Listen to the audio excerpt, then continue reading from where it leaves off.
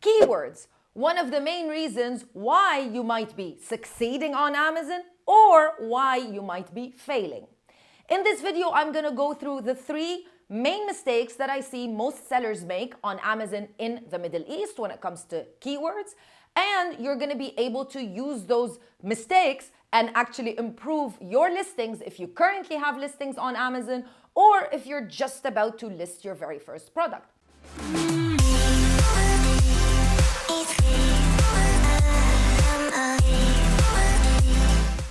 Visibility is potentially one of the main reasons why some people succeed and others don't. So visibility is obviously related to keyword indexing.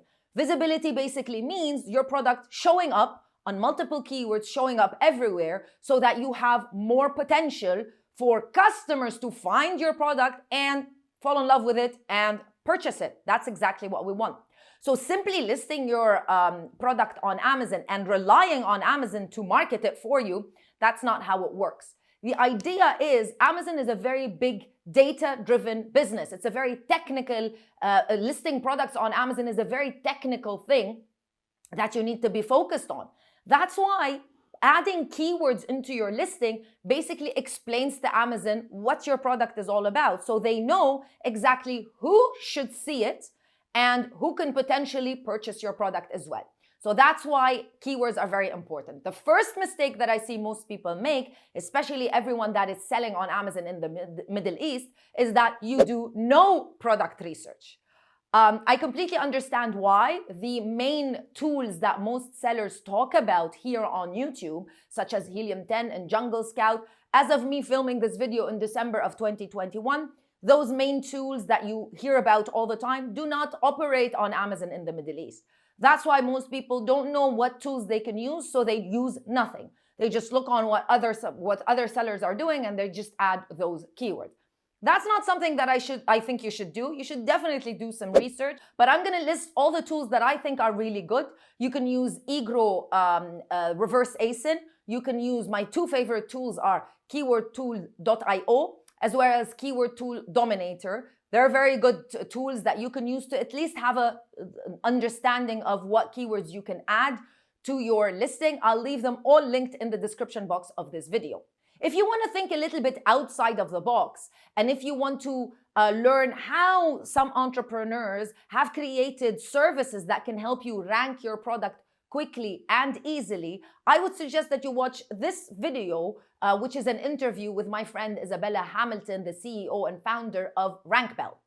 Mistake number 2, adding keywords that are not relevant, meaning you do keyword research and you find really keywords that are really good and potentially have a lot of traffic and a lot of visitors on those particular keywords and a lot of demand and search demand on those particular keywords. So you say, well, let me just add them into my listing. Not only is that potentially going to cost you a lot of money, especially if you're doing PPC ads, it might cost you a lot of money if you're doing the auto campaign, because those keywords are not related to your product. So you might be spending a lot of money on them and not getting any sales. And also, they're not related to your product. So they're taking up space, especially if you're adding them into your title, into your bullet points. They're taking space, and you can use other keywords that are much better. So make sure that you always use relevant keyword, really exact keywords in the beginning to your particular product.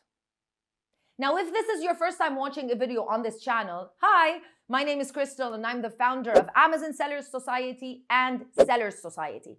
If you love Amazon, if you love e-commerce, and if you love the Middle East, make sure that you subscribe to this channel, because that's exactly what we talk about. And make sure you also download our free Amazon FBA Middle East workbook.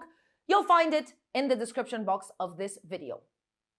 Now, mistake number 3 is made up of 2 mistakes, 2 in 1. So mistake number 3 is you use very well-known brand names and you add them into your keyword, especially into your backend keyword or even into your title, into your bullet points. And that is something that's very wrong because number 1, it might get you suspended. Number 2, those brand names are going to be very expensive for you to rank for, especially if you're doing PPC ads again. So you need to be careful unless you're selling something that is an Apple product, for example, why would you have Apple in your title, in your listing, or even in your back-end search terms? If your product, the product that you are selling, is compatible, then make sure you add the word compatible next to the brand name. If not, then just don't use well-known brand names because you might get suspended.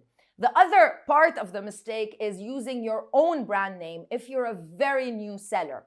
I know this is a little bit controversial. If you look at all the well-known brands, you're always going to see that they focus on their brand name, especially when it comes to the title, especially when it comes to the bullet points, especially when it comes to ads as well, and to the back-end search terms.